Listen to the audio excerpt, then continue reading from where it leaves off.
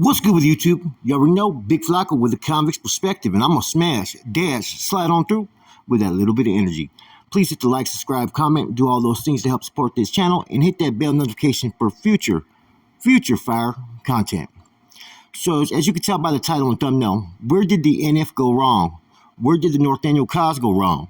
Okay, I've been watching a lot of stuff that's been going on as far as in reference to some of the social media shit, some of the other podcasters from like down south and other areas, right? How vocally that they speak on, in ways towards the Norte in general, and it just makes me reflect on, okay, where did the Norte go wrong in all this? Where did the NF ill-advised go a different direction?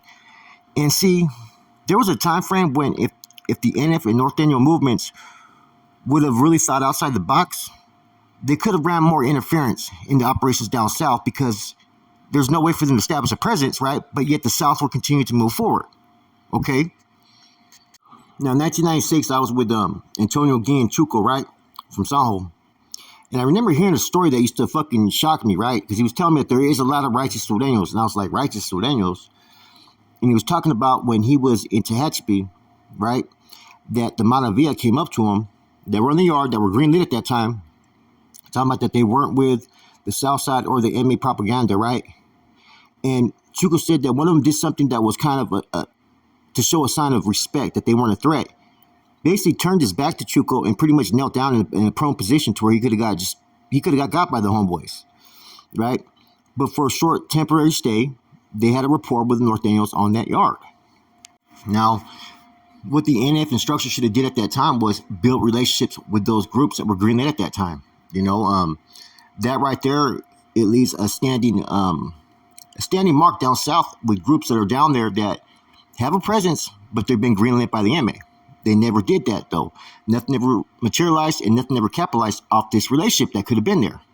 So I would have reached out to all the different factions and gave them pretty much a home to stay. And what I mean by that is not anything that dictates them, but that they're welcome to program basically on the same yard as where they're at. You know what I'm saying? Why not? Give them that opportunity. Enemy to enemy is supposed to can be a friend. Okay? And I never understood why that was never, an issue being pushed even later on. When we started having that green light on everybody that was no good of their group, I kind of questioned that.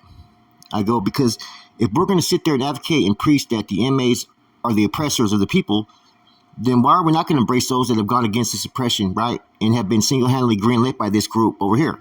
It made no sense. You're becoming a hypocrite to what the law says.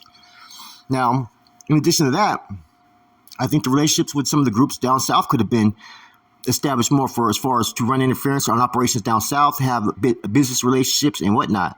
That could have been fucking very beneficial to everybody, to have a presence down south at that time, as far as associating with the Crips or the blood groups or whatnot, and having a rapport down there, you know what I'm saying? Turn it into us against them. Okay, there's a lot of manipulation that has gone into these wars for years, but never have I seen really the homeboys ever capitalize off all the propaganda that's being pushed from time to time. There's no way to have an operational regiment established down south in today's times, right? But you could have had some basically undercover fucking groups down south operating and running interference, man, with the assistance of those who've been greenlit. And then with the association and ally relationship with the Crips and Bloods down there, like I said, man, people were not thinking ahead of the game. They were too worried about establishing fucking drug connects and money up north than thinking about a bigger picture. See, the MA's always thought about a bigger picture, and that's why they've been very successful in gaining territory up north. Look how seriously started taking it when knockers had people working for them from down south. They had a shit fit over that, man. Led to his fucking being removed. And like I said, they kind of had the opportunities to seize the moment, but didn't capitalize off it. In fairness, in the early 90s, you also had the Bulldogs who had finally broke away from the NF and stuff, right? And who was there in the early years of them breaking away, and who was actually selling up with them, even programming together for a minute, was the Sureños. See, all that about the integrity of how we play things and rules and reg laws and all that, right, should not have applied at that time of war, right?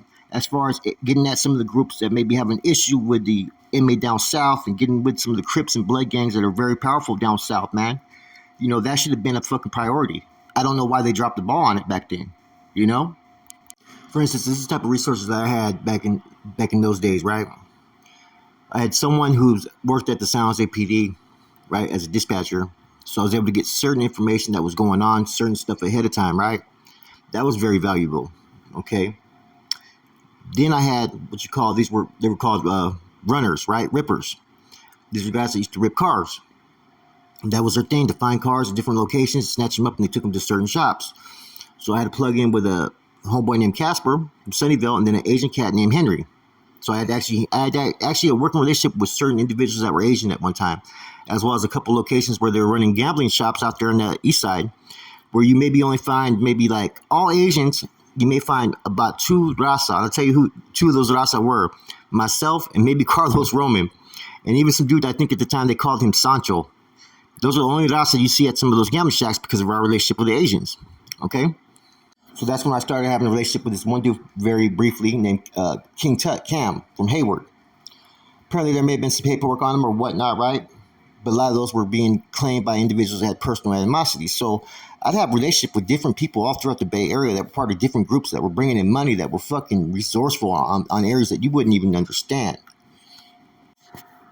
Then I had Filipino Goose, who I got cleared from when they wanted to kill him, and his whole squad, right? Which they were fucking basically what you call guys that would, they were running cars back then, man.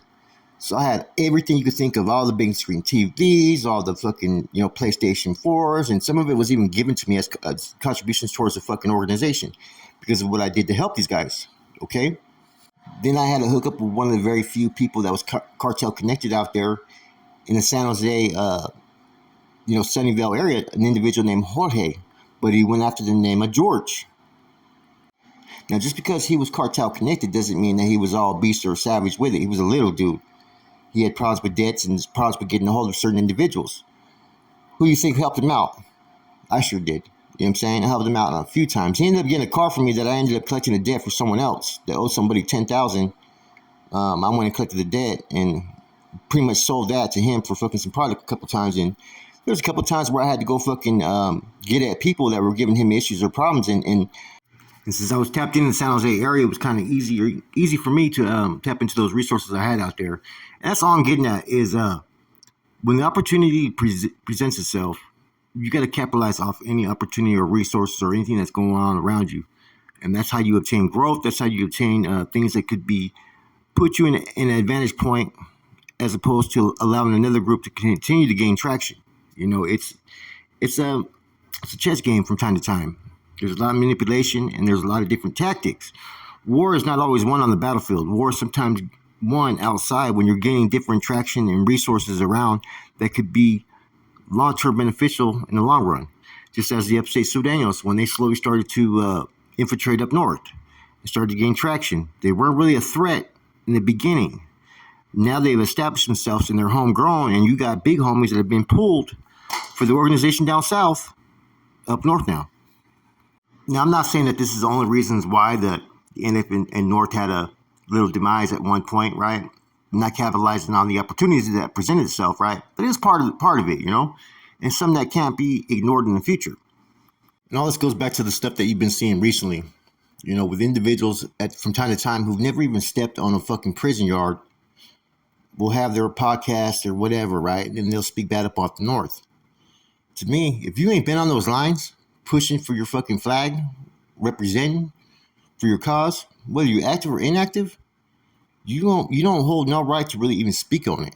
You know what I'm saying? Because there's those that were out there in the trenches that know how it used to be, whether they're active or inactive. Now, you got people coming out who are sabotaging, potential relationships, speaking how they feel, or is that really how they feel, or are they just trying to go with the narrative? You see what I'm saying? Now, I was talking to a respectful camarada from down south, right? And he was telling me, he was like, man, he goes, you got all these dudes with podcasts that are speaking on shit that has to do with the North or South that they have no business speaking on because they've never even been on those front lines. And this was in reference to, I asked him about Mr. Criminal.